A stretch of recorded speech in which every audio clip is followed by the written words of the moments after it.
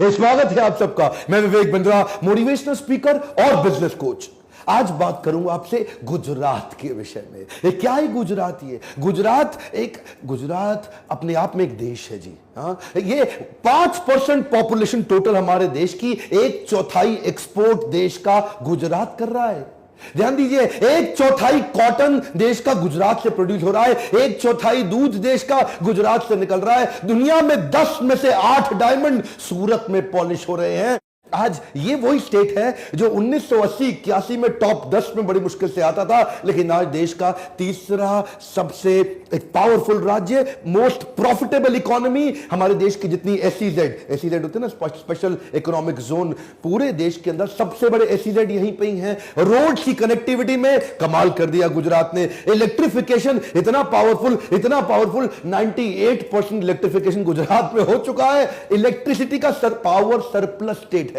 न केवल अपनी पावर पूरी कर रहा है, दूसरे राज्यों को जहां पे बिजली की कमी है उनको पावर भी दे रहा है। 50% मोटेल और होटल अमेरिका के गुजरातियों के कब्जे में आ चुके हैं। गुजराती बचपन से ही धंधा कर रहा है, धंधो सेठिया, ये बचपन से उनके यहां ना, मतलब बचपन में ही बातचीत चालू हो जाती है। कहता है कि पढ़ लिख के किसी कंपनी में मिडिल लेवल मैनेजर बनने से अच्छा छोटी सी दुकान क्यों ना खोल लूं। बचपन से गुजराती बच्चे को सिखाया जाता है जीवन में कई मोटू करवू छे। कहावत है इनके यहां पे, क्या जीवन में कई मोटू करवू मतलब मोटा करवू।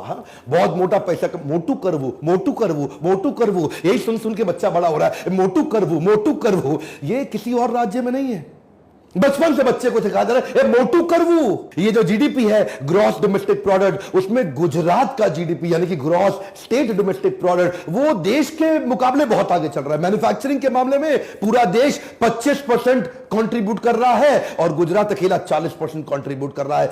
सेंट्रल गवर्नमेंट की सब्सिडी पे ये निर्भर ही नहीं है। रिफाइंड पेट्रोलियम प्रोडक्ट लगभग 35% गुजरात प्रोड्यूस कर रहा है। फार्मा दवाइयां लगभग 27% गुजरात प्रोड्यूस कर रहा है। मतलब क्या हुआ? दोबारा 1/3 पेट्रोलियम प्रोडक्ट और 1/4 दवाइयां। जितने भी फार्मा की तो बहुत सारी कंपनियों ने केमिकल का हब बना है। मेरी बात सिर्फ यह है कि अगर गुजरात एक इंडिपेंडेंट देश होता, सुनिएगा ध्यान से, आपसे कह रहा हूं भारतवासियों, अगर गुजरात एक इंडिपेंडेंट देश होता तो चाइना और साउथ कोरिया के बाद तीसरी फास्टेस्ट ग्रोइंग इकोनॉमी है पूरी दुनिया में। आपके मन में आता होगा ये गुजरात की हिस्ट्री है क्या? ये गुजरात ऐसा कैसे बन गया भाई? एक्चुअली विरासत में गुजरात को 1600 किलोमीटर का लॉन्गेस्ट कोस्टलाइन मिल गया।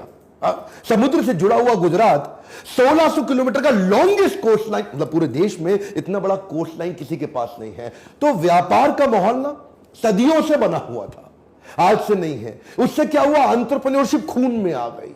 सदियों से शिप के द्वारा वह कोस्ट लाइन पे व्यापार, माल का आवाजाही चला करती थी। एंटरप्रेन्योरशिप एक बार खून में आया। Now preference of investment over consumption is the key to wealth creation. ये क्या करते हैं? पैसा बचता है ना इनका, उसको इन्वेस्ट करते हैं, कंज्यूम नहीं करते। ये जो नए नए रईस बने हैं हमारे देश में, कई राज्य, ये हैपनिंग लड़के, एक कूल डूड, ये क्या थोड़ा पैसा आता है सारा खर्च करते हैं। ये क्या करते हैं? ये इन्वेस्टमेंट और कंजम्पशन में इन्वेस्टमेंट को बहुत प्रेफरेंस देते हैं। एक होता है मजा, एक होता है जमा। मर जो से वर्ड बनता है। कुछ लोग मजा मारने में लगे रहते हैं और कुछ जमा करने में लगे। गुजराती जमा करता है, मजा कम करता है। अब आप में से कई लोग सोचेंगे ओहो लॉन्गेस्ट कोस्ट लाइन मिल गई और इसीलिए आगे निकल गए। नहीं, ऐसा नहीं है। धीरे धीरे इंप्रूव किए बहुत। 1960 में जो 340 रुपए एक इंडिविजुअल एनुअल इनकम हुआ करती थी, वो 340 रुपए से बढ़ बढ़ के आज 1,40,000 रुपए हो गई। इंप्रूवमेंट्स का ये जो ट्रस्ट का माहौल क्रिएट हो गया ना, रिन्यूएबल एनर्जी में आगे आने लगा, मैन्युफैक्चरिंग में बड़ा, इंफ्रास्ट्रक्चर में बड़ा, स्मार्ट सिटीज में आज नंबर 1 हो गया हमारे देश में। वाइब्रेंट गुजरात, वो जो नरेंद्र दामोदर दास मोदी ने शुरू किया था। दुनिया भर से इन्वेस्टमेंट का माहौल गुजरात में ज्यादा है। दुनिया भर के लोगों का विश्वास गुजरात में ज्यादा है। वो दीदी ने बाहर निकाला बंगाल से टाटा को कि लटकिया बाहर करो, गुजरात ने वेलकम कर। ये वेलकमिंग स्टेट है। गुजराती बच्चा बचपन से जानता है नो रिस्क मतलब नो रिवॉर्ड। ये वो प्रकार के लोग हैं जो 84 लाख योनियों के परे हैं। ये बचपन से रिस्क लेना सिखा देते हैं, छोटी छोटी चीजों में रिस्क लेगा। वो क्या कहता है, जीवन में कई मेदावू हो तो रिस्क तो लेउच पड़े। क्या बोला, रिस्क तो लेउच पड़े, रिस्क तो लेउच पड़े, रिस्क तो लेउच पड़े, और रिस्क तो लेना ही पड़ेगा। ये दिमाग में घुस गया इनके। हाँ, ये जो है ना, ये देखिए मैं बताऊं, गुजराती कौन, गुजराती वो जो मारवाड़ी से माल खरीदता है और सिंधी को बेच देता है, फिर भी पैसा कमा लेता है। ओह माय गॉड, क्या बोल दिया मैंने भी। मारवाड़ी से माल खरीदता है, मारवाड़ी से सस्ता कैसे खरीदोगे आप, और सिंधी को महंगा बेच ही नहीं सकते। मैं ये नहीं कह रहा कि ये कंजूस है, कंजूसी और कॉस्ट ऑप्टिमाइजेशन में फर्क है। ये कॉस्ट ऑप्टिमाइजेशन के मास्टर है। ये तो जिंदगी में कभी ऑनलाइन माल ना खरीदे, ये तो ऑनलाइन माल भी तभी खरीदते जब डिस्काउंट मिलता है। ये डिस्काउंट इनके दिमाग में घुसा पड़ा है।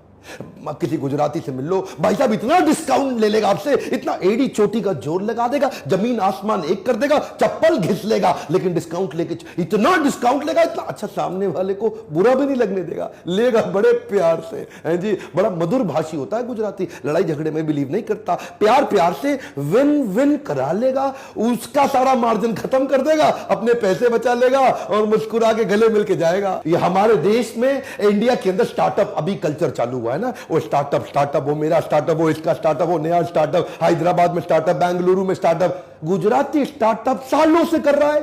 वो क्या कहता है, कई नवू करिए यार। हाँ, क्या कहता है, कई नवू करिए, कुछ नया करना है उसको। वो मोनोटनी पसंद नहीं करता है, वो उसको startup is a mindset for them. एक गुजराती आदमी क्या कहता है, आप अपना सपना खुद पूरा कर लो, नहीं तो कोई आपको नौकरी पर रख लेगा अपना सपना पूरा कराने के लिए।